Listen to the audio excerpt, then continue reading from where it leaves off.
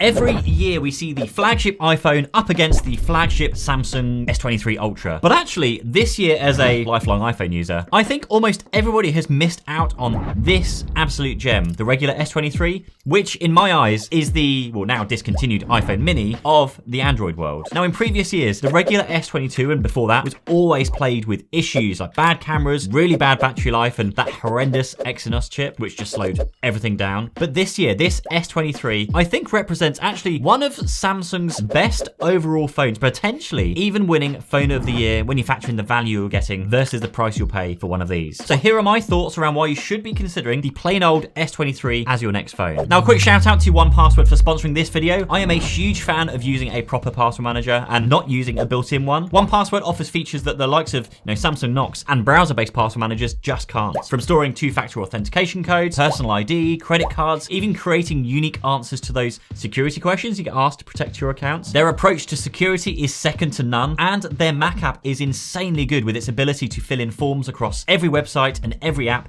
including Mac's own prompts. I've used them for years now, and I compare them against others every single year, and they consistently come out on top as the winner. So use the links down below to get an exclusive 25% discount on either a personal or family subscription, and thank you so much to 1Password. So as soon as I picked up the S23, after switching to the S23 Ultra from the iPhone 14 Pro Max, the phone feels tiny. Like, it immediately reminded me of what the iPhone mini felt like in my hands, and that is so satisfying. Now, like the iPhone mini, the form factor just makes for a more comfortable overall phone, and that's because it can just be used comfortably with just one hand with no awkward stretches to try and reach the far edges. It is small enough to carry in a pocket or in a bag while still having large enough screen to consume content on and write messages. But, and this is one of the reasons why the iPhone mini was such a huge success, and I guess huge enough for Apple to cancel it, because it's a great small phone to have, like when you have other devices like TVs and tablets and laptops to consume your content on. But unlike the iPhone mini, the biggest problem and the complaint that everybody has, the one thing that the S23 doesn't struggle with, is battery life. And that is thanks to the incredibly fast Snapdragon 8 Gen 2 chip in this year's model. Now, if you're not already aware, the S23 Ultra has significantly improved battery life over its predecessor,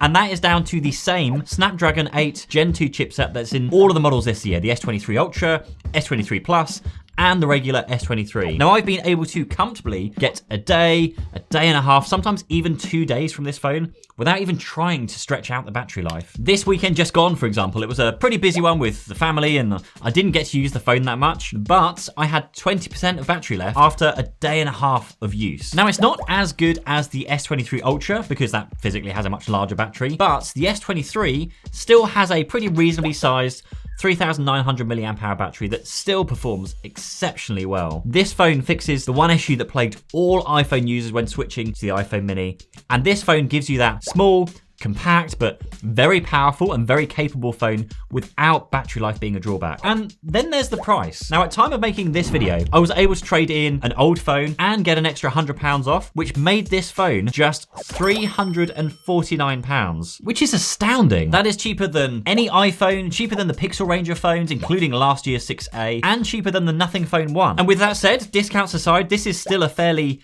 mid to flagship tier phone in terms of the pricing. But given that Samsung seem to offer some of the best trade-in deals around, in some cases it even makes sense to go and buy an older second-hand model, even one with a broken screen, and you'll still get a decent discount on an S23. And when you look at the specs and the features and what you get for this potentially extremely low price, once factoring trade-ins and special offers, this is yet another reason why the S23 just makes for a very interesting purchase. Now, one issue though that I have found is due to its size and design, it can be quite easy and slippery, and it can quite easily slide out of your hand or slide off of a sofa arm. Now, I have tried a few different cases over my time, and these Casetify bounce cases, I think they're called, really help make it grippy while still actually keeping the small size. So if you're someone who wants to rock a small phone like this, I'd recommend a case, maybe one of these Casetify cases. I think it's 15% off. Use the link down below. Just to avoid dropping this and breaking your small but pretty expensive phone. And I'm going to be making a separate video about all of the best accessories for your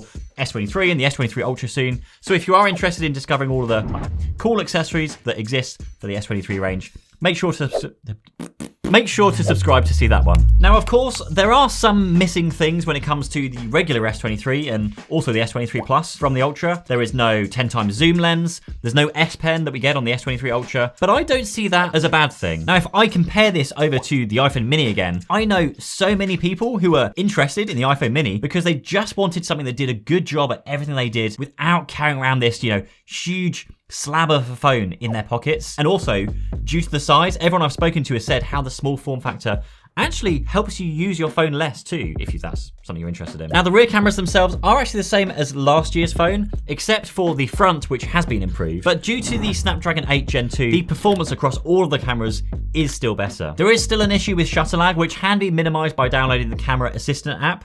But if you're buying a phone purely for good photos, then I'd recommend just getting it's here somewhere, Pixel 6a or Pixel 7 Pro instead. But the S23 still puts out very good photos and reasonable video, I would say. Now, even though there are some missing features like camera and the S Pen, there are also a lot of flagship features that aren't missing. 120Hz display for one, like lightning fast under display fingerprint sensor for two, Samsung DeX being another, turning your phone into what is essentially a fully capable desktop computer when connecting it to a screen and keyboard and mouse, and you can even do it wirelessly, which is pretty crazy.